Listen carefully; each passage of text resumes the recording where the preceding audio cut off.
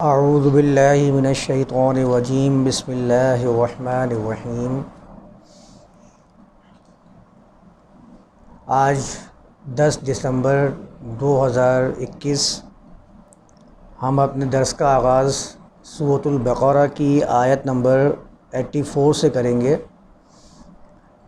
پچھلے سیشن کے اندر آیت نمبر 84 میں نے پڑھ کے سنائی تھی، تو سب سے پہلے میں یہ آیت پڑھ دیتا ہوں۔ وَإِذْ أَخَذْنَا مِيثَاقَكُمْ لَا تَسْفِكُونَ دِمَاءَكُمْ۔ اللہ تعالیٰ نے یہاں پر بنی اسرائیل سے جو عہد لیے تھے کہ وہ ان وعدوں کو پورا کریں اور اس کے مطابق اپنی زندگیوں کو گزاریں، تو ایک تو ہم نے پہلے پڑھ لیا تھا جس میں اللہ تعالیٰ کی ہی عبادت کرنے کا، والدین کے ساتھ اور یتامہ کے ساتھ اور معاشرے کے دیگر افراد کے ساتھ احسان کرنے کا اللہ تعالیٰ نے ان سے وعدہ لیا تھا۔ ساتھ ہی ساتھ اللہ تعالیٰ کے قانون کو فالو کرنے کی بات تھی کہ وَأَقِیمُوا الصَّلَاةَ، اور نشو و نما دینے کے حوالے سے بھی اللہ تعالیٰ نے ان کو حکم فرمایا تھا کہ معاشرے کے لیے نشو و نما کا باعث بنے۔ اس کے بعد اللہ تعالیٰ نے فرمایا کہ وَإِذْ أَخَذْنَا مِيثَاقَكُمْ، اور ہم نے تم سے یہ بھی وعدہ لیا تھا لَا تَسْفِكُونَ دِمَاءَكُمْ، کہ تم لوگ خون نہیں بہاؤ گے۔ تو یہاں پر میں نے اس کو کافی تفصیل سے بیان کیا تھا کہ اللہ تعالیٰ نے خون بہانے سے انہیں بھی منع کیا تھا، اور ہر زمانے کے انسانوں کو اللہ تعالیٰ نے خون بہانے سے منع فرمایا کہ ناحق کسی کا قتل نہ کیا جائے، کیونکہ اللہ تعالیٰ نے ایک انسان کے قتل کو پوری انسانیت کا قتل اس سے تشبیہ دی ہے کہ اگر آپ نے کسی ایک انسان کا ناحق قتل کر دیا تو گویا یہ ایسا ہے اللہ کے نزدیک جیسے کہ آپ نے پوری انسانیت کا قتل کر دیا، کیونکہ آپ کو معلوم ہے کہ ایک انسان سے پوری ایک نسل چل رہی ہوتی ہے۔ اور اللہ تعالیٰ نے فرمایا ہے ایک جگہ پہ وَلَقَدْ كَرَّمْنَا بَنِي آدم، ہم نے بنی آدم کو بڑی عزت دی ہے۔ تو اللہ تعالیٰ نے اس کی عزت دی ہی اس لیے ہے کیونکہ وہ اللہ تعالیٰ کا بندہ بن کر معاشرے کے اندر فائدے کا باعث بنے۔ اب ہمیں نہیں معلوم کہ جس کو قتل کر دیا گیا وہ معاشرے کے لیے کتنا فائدہ مند ہو سکتا تھا، اس کی اولاد میں سے ایسی نسل چل سکتی تھی کہ جو لوگوں کے لیے فائدے کا باعث بنے۔ تو چونکہ ہم نے انسان کو نہیں بنایا تو ہم ماننے کا اختیار بھی نہیں رکھتے۔ یا تو آپ خالق بن جائیں اور فیصلہ کرنا شروع کر دیں، جس کو چاہے ماریں، جس کو چاہے چھوڑ دیں، یا اگر آپ جانتے ہیں کہ پیدا کرنے والے آپ نہیں ہیں تو ماننے والے بھی آپ نہیں بن سکتے۔ یہ تو اصولی بات ہے کہ آپ دوسرے کی، اللہ تعالیٰ کی تخلیق ہے یہ، تو دوسرا آپ کی ذات سے ہٹ کر ہے، آپ دوسرے کی تخلیق کے اوپر کیسے حملہ کر سکتے ہیں؟ دنیا کے اندر بھی معاملات ایسے ہی ہوتے ہیں کہ ہم آپس کے اندر بھی جو تعلقات رکھتے ہیں، اگر دوسرے کی بنائی ہوئی چیز ہے ہم اس میں کسی بھی قسم کا تصرف نہیں کر سکتے۔ تصرف کا مطلب یہ ہے کہ ہم اپنی جانب سے، اپنی طرف سے اس کی چیز میں کوئی رد و بدل نہیں کر سکتے، یا ہمارے پاس یہ اختیار نہیں ہو سکتا کہ بنایا دوسرے نے توڑ میں دوں۔ تو انسانیت کے آپسی اعتبار سے بھی یہ بات بہت غلط اور گناہ سمجھا جاتا ہے، جرم سمجھا جاتا ہے۔ تو جب اللہ تعالیٰ کی تخلیق ہے، اللہ تعالیٰ نے اس انسان کو بنایا ہے، تو اصولی اعتبار سے تو ہم دوسرے کی جان لینے کا حق تو نہیں رکھ سکتے۔ یہ اصولی بات ہے جو دنیا کے قانون کے، اس لیے آپ دیکھیں گے پوری دنیا میں وہ چاہے کسی اللہ کو مانیں، کسی خدا کو مانیں یا نہ مانیں، کسی گوڈ کو ایمان رکھیں گوڈ کے اوپر یا نہ رکھیں، جس نام سے یہ پکارتے ہیں لوگ، لیکن پوری دنیا کے اندر قانون یہی ہے کہ ناحق کسی کو قتل نہ کیا جائے۔ یہ اصولی بات ہے، کیونکہ آپ اس کے خالق نہیں ہیں تو آپ ماننے کا حق بھی نہیں رکھ سکتے۔ اور یہی بات اللہ تعالیٰ ہر زمانے کے لوگوں کو اپنے انبیاء کے ذریعے پہنچاتا رہا، اور ہر زمانے کے اندر لوگ ناحق خون بہاتے رہے۔ یہ بہت تفصیل ہے اس کے اندر، میں نے کچھ باتیں پچھلے سیشن کے اندر بیان کی تھیں۔ آپ انسانیت کی تاریخ کا مطالعہ کر لیجئے، انسانیت نے ہمیشہ اپنا تسلط قائم رکھنے کے لیے انسانیت کو موت کے گھاٹ اتارا ہے۔ ہزاروں لوگوں کو ایک ساتھ ختم کر دیا جاتا تھا، گردنوں کے مینار بنا دیے جاتے تھے کہ صرف اور صرف اپنا قبضہ حاصل کرنے کے لیے، اپنا تسلط قائم رکھنے کے لیے آپ دوسرے کے لیے قاتل بن جائیں اور دوسرے کی جان سے کھیلنا شروع کر دیں۔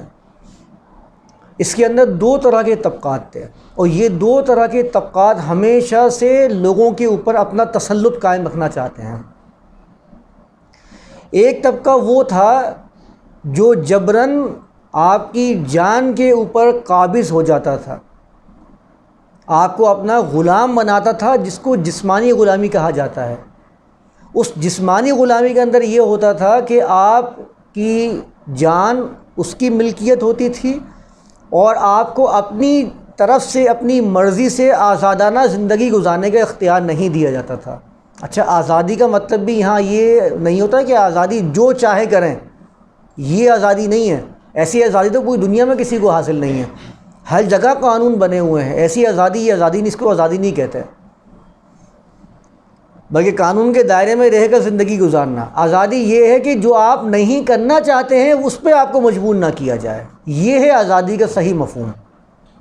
جو آپ کرنا نہیں چاہتے ہیں اس پر آپ کو مجبور نہ کیا جائے۔ تو وہ جو کرنا نہیں چاہتے تھے انہیں اس پر بھی مجبور کیا جاتا تھا، تو ان کی آزادی کو مکمل طور پہ چھین لیا جائے اور ان کے جسموں کو اپنا پابند کر لیا جائے کہ آپ کو اگر صبح کے ٹائم پہ اتنے بجے پہنچنا ہے تو آپ کو پہنچنا ہی ہے، ورنہ اگر آپ تاریخ کے اندر ان کی سزائیں پڑھ لیں تو روحیں کانپ جائیں انسان کی۔ دردناک سزائیں دی جاتی تھیں، جیسے کہ آپ کے سامنے احرام مثل وغیرہ بنے ہوئے ہیں، اور بڑے بڑے جو انہوں نے اپنے بت بنائے ہوئے تھے وہاں پر، وہ غلامانہ قوم ہی تھی جس کو انہوں نے غلام بنایا اور ان سے جبری کے طور پر کام لیے گئے۔ یہ تو تھی جسمانی غلامی۔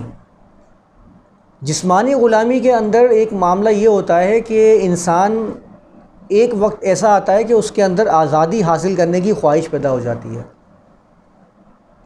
اس نسل کے اندر کہیں نہ کہیں، پوری تاریخ انسانی اٹھا لیجئے، اس جبری غلامی جو جسمانی غلامی ان سے لی جا رہی ہے، اس میں کوئی نہ کوئی نسل، کوئی ایسی اولاد ان کی پیدا ہوتی تھی کہ جو بغاوت کر دیا کرتی تھی۔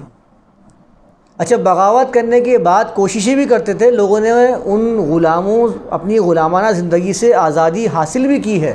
ایسا نہیں ہے کہ ہمیشہ لوگ غلامی بنے ہوئے آ رہے تھے، آزادی کو انہوں نے حاصل کیا ہے، اپنی جانیں لگا دی آزادی حاصل کرنے کے لیے۔ اور اچھا، اس کے اندر ایک بات یہ بھی تھی کہ آزادی حاصل کرنے کے بعد ان کو خوشی ہوتی تھی، پشیمانی نہیں ہوتی تھی۔ اس نقطے کو ذرا سمجھ جائیں۔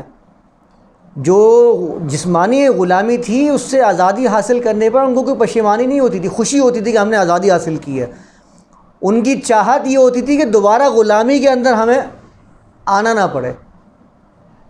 یہ اس کو کہتے تھے بادشاہی غلامی، جس میں بادشاہ غلام بنا لیا کرتے تھے، جسمانی طور پر غلام ہوتے تھے۔ دوسری غلامی تھی مذہبی غلامی، یہ بڑی خطرناک ہے۔ مذہبی غلامی کے اندر یہ ہوتا تھا کہ ان کے ذہنوں کو غلام بنا لیا جاتا تھا، ان کو اس طریقے سے جکڑ لیا جاتا تھا کہ ان کو ڈر لگتا تھا کہ اگر ہم نے ان کی غلامی سے اپنے آپ کو آزاد کر لیا تو ہم تباہ ہو جائیں گے، ہم ختم ہو جائیں گے، ہم جو ہیں وہ دوزخ میں چلے جائیں گے، یا ہم خدا کے نزدیک ایک جہنمی قرار پائیں گے۔ یہ غلامی ایسی غلامی تھی کہ جس سے بچنا ناممکن تھا۔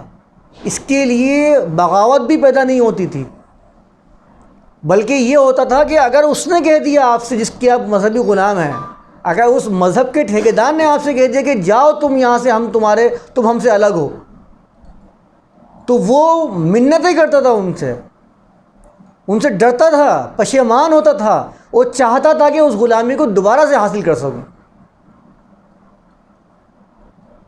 زمین آسمان کا فرق ہے جسمانی غلامی میں اور مذہب کے جو ٹھیکیدار تھے ان کی غلامی کے اندر۔ اس غلامی کے لیے کم سے کم بغاوت تو ذہن میں آتی تھی، دل میں آتی تھی، واپس آنے کی طلب تو نہیں ہوتی تھی بلکہ جانے کی خوشی ہوتی تھی۔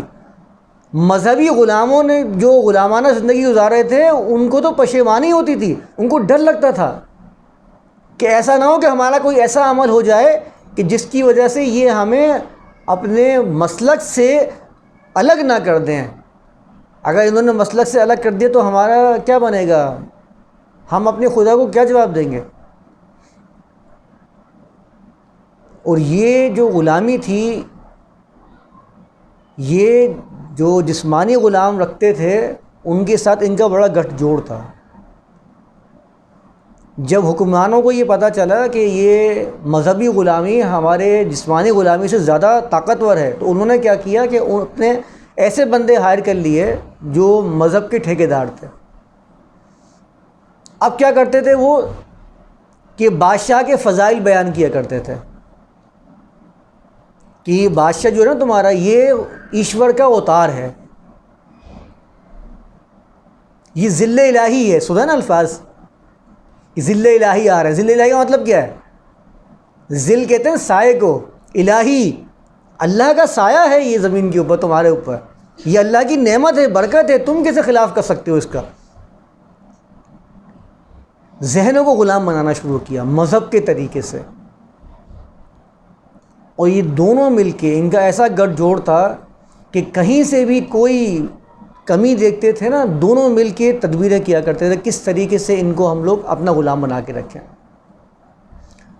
اب معاملہ یہ تھا کہ جو بادشاہت کے عہدے پر فائز تھے حکمران، ان کو کسی بھی شخص کو قتل کرنے کے لیے، ختم کرنے کے لیے مقدمے چلانے پڑتے تھے، ثبوت فراہم کرنے پڑتے تھے. اچھا مذہبی ٹھیکیداروں میں تو یہ معاملہ ہی نہیں ہوتا، وہ تو سیکنڈوں کے اندر کسی کو بھی جہنم حاصل کر سکتے ہیں، کسی کو بھی کفر کا فتویٰ لگا سکتے ہیں. جیسے ہی کفر کا فتویٰ لگایا، حکومت کے پاس جواز ہو گیا کہ اب ان کو قتل کرنا ہے، موت کی گھاٹ اتارنا ہے. تاریخ بھری ہوئی ہے، مذاہب عالم کی تاریخ بھری ہوئی ہے اس چیز سے کہ جنہوں نے ان کے مذاہب سے دشمنیاں کی ہیں، اس مذہب کا توق اپنے گلے سے اتارنے کی کوشش کی ہے، فوراً سے ان کے موت کے گھاٹ اتار دیا گیا، قتل کے فتوے صادر کر دیے گئے. آپ لوگ آج سنتے ہیں نا لوگوں کو، میں نے اکثر لوگوں کو سنا ہے، کہتے ہیں کہ دین کے معاملے پر بات نہیں کرتے ہم، دین کے معاملے پر بات کرنے میں ہمیں ڈر لگتا ہے، ایسا نہ ہو کہ ہماری زبان سے کوئی کلمہ ایسا نکل جائے کہ جس کی وجہ سے ہم ایمان سے کفر میں داخل ہو جائیں. جب آپ لوگوں کو ایسے سنتے ہیں نا تو آپ یہ سمجھ جائیں کہ وہ اللہ تعالیٰ سے نہیں ڈرتے ہیں، وہ ایمان اور کفر کی بات سے نہیں ڈرتے ہیں. اگر انہیں اللہ سے اتنا ہی خوف تھا، ایمان کا اتنا ہی ڈر تھا، تو حق بات کی تحقیق کرتے، قرآن پر تدبر غور و فکر کرتے، اللہ کے حلال کو حلال جانتے، اللہ کے حرام سے اجتناب کرتے. ان کو ڈر ہے تو صرف ان لوگوں کا جو مذہبی ٹھیکیدار ہیں. ڈر ہے تو اس بات کا کہیں ایسا نہ ہو کہ ان کی طرف سے ہم فتوے کی زد میں نہ آ جائیں، وہ ہمارے اوپر کفر کا فتویٰ نہ لگا دیں. وہ اللہ سے نہیں ڈرتے، وہ ایمان و کفر سے ان کو کوئی خوف نہیں ہے، ان کو لوگوں کا خوف ہے کہ اگر ہم نے کوئی بات کر لی، کوئی سوال کر لیا، کسی بات میں اپنی کوئی فکر پیش کر دی، تو ایسا نہ ہو کہ وہ ہمارے اوپر کفر کا فتویٰ لگا دیں تو ہمارا اس معاشرے میں کیا بنے گا. یہ ڈر صرف اور صرف لوگوں کا ہے، اللہ تعالیٰ کا نہیں ہے. قرآن کے مطابق اللہ تعالیٰ جس کو کافر قرار دے رہا ہے اس کا ڈر نہیں ہے، کیونکہ یہ مذہب کے اندر ہمیشہ سے یہ بات رہی ہے کہ اگر آپ نے اس مذہب کی بات نہیں مانی اور آپ نے سوال اٹھانا شروع کیے، غور و فکر شروع کیا، تو آپ کے خون کو بہا دیا جائے گا. یہی وہ بات ہے جس میں اللہ تعالیٰ نے بار بار قرآن کے اندر فرمایا ہے، لا تسفکون دماءکم، آپس میں خون ریزی کرنی ہی نہیں ہے. انسانیت کا یہ کام ہے ہی نہیں کہ آپس میں خون ریزی کرے. یہ اللہ تعالیٰ نے قرآن کے اندر نازل فرما دیا تھا. توراہ کے اندر بھی یہ بات اللہ تعالیٰ نے قرآن میں بیان فرمائی ہے کہ توراہ کے اندر ہم نے یہ بات لکھ دی تھی کہ ایک انسان کا قتل پوری انسانیت کا قتل ہے. صرف دو قسم کے لوگوں کو اللہ تعالیٰ نے اس میں سے بیان فرمایا، ایک وہ جو کسی قتل کے بدلے قتل کیا جائے، او فساد فی الارض، کہ اگر کسی نے کسی کی جان لی ہے تو اس کے بدلے میں اس کی جان لی جا سکتی ہے، او فساد فی الارض، یا ایسا فسادی شخص جو زمین میں فساد برپا کر رہا ہو. ان کے علاوہ جس نے کسی شخص کو قتل کیا، فکأنما قتل الناس جمیعا، تو یہ تو ایسا ہے گویا کہ اس نے تمام انسانیت کا قتل کر دیا. ومن احیاہا، اور جس نے کسی کو زندہ کر دیا، زندگی دی، اس کی زندگی بچانے میں مدد کر دی، فکأنما احیا الناس جمیعا، وہ گویا کہ ایسا ہے اس نے تمام انسان کے ساتھ. ایک تو یہ معرف باللام آیا ہے، الناس، الاستغراقی، تمام انسانیت کو شامل کر لیتا ہے. تاکید کے لیے اللہ تعالیٰ نے فکأنما احیا الناس جمیعا کا لفظ بھی استعمال کر دیا کہ کوئی کسی بھی قسم کا ابہام رہے ہی نہیں کہ جس نے کسی کی زندگی بچائی، کسی کی زندگی پیدا کر دی کسی کے اندر، اس کو اس کی جان بچانے میں مدد کر دی، تو اس نے تمام انسانیت کی جان کو بچا لیا. تو یہ اتنا معمولی بات تھوڑی ہے کسی کی جان کو بچا لینا. ابھی جو ہم نے دیکھا ہے کہ کیسا اس نے اپنی جان پہ کھیل کر اس کی جان کو بچایا. اس کو غیر مسلم قرار دیتے ہیں تو ہے تو انسان. یہ اللہ انسانوں کا اللہ ہے، مسلمانوں کا اللہ نہیں ہے. لوگ سمجھیے نا، کہتے ہیں دعائیں مانگ رہے ہوتے ہیں. میں نے کچھ لوگوں کو کہا دعائیں مانگنا، یا اللہ یہ جو کورونا وائرس آیا ہے اس کو کافر پہ پھیر دے. کیوں کافر انسان نہیں ہے کیا؟ کافروں کو اللہ تعالیٰ نے نہیں بنایا. تم جس کو کافر قرار دے رہے ہو اور کہہ رہے ہو کہ کورونا وائرس کو کفار کے اوپر پھیر دے، یہ وبا مسلمانوں سے ہٹا لے، اور اس کے بعد امید رکھ رہے ہو کہ اسی کافر کی بنائی ہوئی ویکسین کو تم اپنے لیے استعمال کر رہے ہو. ارے بھائی، اگر تمہاری بات اگر سن لی جائے اور تمام کفار کو ہلاک کر دیا جائے تو تم تو خود مر جاؤ گے کورونا سے. تمہارے اندر تو وہ صلاحیت ہی نہیں ہے کہ تم اس کی ویکسین بنا سکو، اس پہ کام کر سکو. تم تو لوگوں کے چندے پہ پلنے والے ہو. تم کیسے یہ باتیں کر سکتے ہو؟ تم تو جن لوگوں کو بتا رہے ہو کہ مسلمان ہیں انہی کے چندے پہ پلتے ہو، انہی کی جو بخششیں ہیں ان کے وہ تمہاری زندگی چل رہی ہوتی ہیں. اور دعائیں کرتے ہو کہ سارے کفار کو مار دیں، اور پھر چاہتے ہو کہ ویکسین بنا کے تمہارے علاج معالجے بھی کریں. جب تم بیمار ہوتے ہو تو جاتے بھاگتے وہیں پر ہی ہو، مغرب کی طرف. ان کفار سے ہی علاج کروانے کے لیے بھاگتے ہو کہ وہ ہائیلی کوالیفائڈ ہیں، ان کے پاس زیادہ چیزیں ہیں تمہیں بچانے کے لیے، ذرائع ہیں. اور یہاں دعائیں کرتے ہو کہ یا اللہ اس وبا کو کفار کی طرف پھیر دے. کیوں؟ اللہ صرف تمہارا اللہ ہے. اس کفار کو جس کو تم کافر قرار دیتے ہو اس کو کس نے پیدا کیا ہے؟ تمہیں کس نے اختیار دیا ہے کہ تم اللہ تعالیٰ کی مخلوق میں تفریق کر کے اللہ سے بولو یا اللہ جو کافر ہیں ان کو تو ہلاک کر دے؟ کیوں؟ اللہ تو ہر کسی کو یہاں پر رزق فراہم کرتا ہے، اس نے قانون بنائے ہوئے ہیں.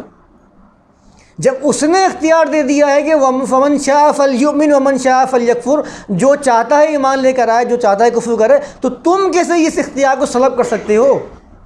تم کیسے اس کو اتنا فریم کر سکتے ہو کہ نہیں یہ ایمان لائے گا تو اس کا اللہ ہے، یہ ایمان نہیں لائے گا تو اس کو دنیا میں رہنے کا حق نہیں ہے؟ تم کون ہوتے ہو؟ جب اللہ نے اختیار دیا ہے اس کو ایمان و کفر کا، پھر تو کسی قسم کا ابہام رہنا ہی نہیں چاہیے. پھر تو جتنے حقوق تمہارے لیے اتنے اس کے لیے، کیونکہ اللہ تعالیٰ نے تو اس کو مکمل اختیار دیا سوچ بچار کرنے کا، اختیار کرنے کا، انکار کرنے کا. یہ ٹھیکہ تمہارے پاس کہاں سے آیا؟ یہ ٹھیکہ کہاں سے لیا ہے تم نے کہ تم لوگوں کو جو ہے وہ کہتے ہو کہ اس کو ہلاک کر دے اور اس کو برباد کر دے اور اس کو آباد کر دے؟ تم نے اپنی زندگی کے اندر کتنا کام کیا ہے جو اللہ تعالیٰ سے تم امید رکھتے ہو کہ اللہ تعالیٰ تمہیں آباد کر دے گا؟ اگر تم نے اپنی صلاحیتوں کو اتنا بڑھایا ہوا ہوتا اور اتنے تم اللہ والے ہوتے تو سب سے پہلے انسانیت کی خدمت کے لیے آگے بڑھ کے خود کوششیں کر رہے ہوتے. تمہارا جتنا بھی صلاحیتیں ہیں وہ تو مسجد کے مینار بلند کرنے پہ لگی ہوئی ہیں. تمہارا جتنا مال ہے، لاکھوں روپے تم نے، کروڑوں روپے ایک مینار کو بلند کرنے میں لگا دیے، جس میں تم نے آج کے دیکھا بھی نہیں جا کے کہ ہے کیا، میں نے بنایا کس مقصد کے لیے. بس لوگوں کو دیکھتے ہو مینار بنا رہے ہیں تو میرا مینار زیادہ بلند ہونا چاہیے. مقصد کچھ بھی نہیں ہے اس مینار کو بلند کرنے کا. تم نے جو گنبد پہ لاکھوں کروڑوں روپے لگا دیے، تم نے لگائے کیوں ہیں تمہیں بھی نہیں پتا. کمثل الذی ینعق بما لا یسمع الا دعاء و نداء. یہ جو باتیں کرتے ہیں ان کی مثال تو ایسی ہے جیسے کہ چرواہا ہوتا ہے، جیسے کہ چرواہا ہوتا ہے اپنے ریوڑ کو لے کے جا رہا ہوتا ہے. جن کو پکارتا ہے ان کو بھی صرف یہ پتا ہوتا ہے کہ یہ جو پکار ہے، لا یسمع الا دعاء و نداء. نہ تو چرواہے کو اس کی مطلب پتہ ہوتے ہیں، نہ ہی ریوڑ کو اس کے مطلب پتہ ہوتے ہیں. چرواہے نے اپنے بڑوں سے سن لیا، چرواہے نے اپنے بڑوں سے سن لیا یہ آوازوں کو. اس نے نہ تو سمجھا نہ کچھ پرکھا، اس نے ان کو دہرانا شروع کر دیا. اور جن کو وہ بتا رہا ہے اس نے بھی صرف سنا ہی ہے، ان کو بھی نہیں پتا ان کی میننگ کیا ہے. کیونکہ ان کے اندر نہ تو الفاظ ہیں نہ معانی ہیں، وہ تو بس آوازیں ہیں جو بتا دی جا رہی ہیں، اور ریوڑ بھی بس چلا ہی جا رہا ہے ان کے پیچھے، اور جیسے وہ کہہ رہا ہے کہ یہاں مڑنا ہے تو وہاں مڑنا ہے۔ نہ تو ریوڑ کو عقل ہے نہ چرواہے کو عقل ہے۔ تم نے بھی اپنے بڑوں کو دیکھ لیا کہ گنبد بنائے ہیں اور مینار بلند کیے ہیں، تم نے بھی آگے بس مینار بلند کرنے ہیں، گنبد بنانے ہیں، نہ مقصد ان کو پتہ تھا نہ مقصد تمہیں پتہ ہے، اور تم نے لاکھوں روپے پھونک دیے۔ ان لاکھوں کروڑوں روپے سے تم ایک علاقے کے اندر چھوٹا سا ہسپتال بنا سکتے تھے جس سے لوگوں کو فائدہ ہوتا۔ تمہارے مینار بلند کرنے سے لوگوں کو کتنا فائدہ ہوا؟ 1 روپے کا فائدہ نہیں ہوا، بلکہ ان کے پیسے جو ہیں تم نے آگ کے اندر جھونک دیے جس سے کوئی فائدہ حاصل نہیں ہونا ہے۔ تو یہ ایسی غلامی کے اندر لوگوں کے ذہن جکڑے ہوئے ہیں جن کو نہ تو خود پتہ ہے کہ جو یہ کام کر رہے ہیں وہ کس مقصد کے لیے کر رہے ہیں، اور جن کو بتا رہے ہیں ان کو بھی نہیں پتہ کہ ہم کام کر رہے ہیں تو کر کیوں رہے ہیں، یہ نہیں پتہ۔ اور یہی معاملہ مذہبی جنونیت پیدا کر دیتا ہے،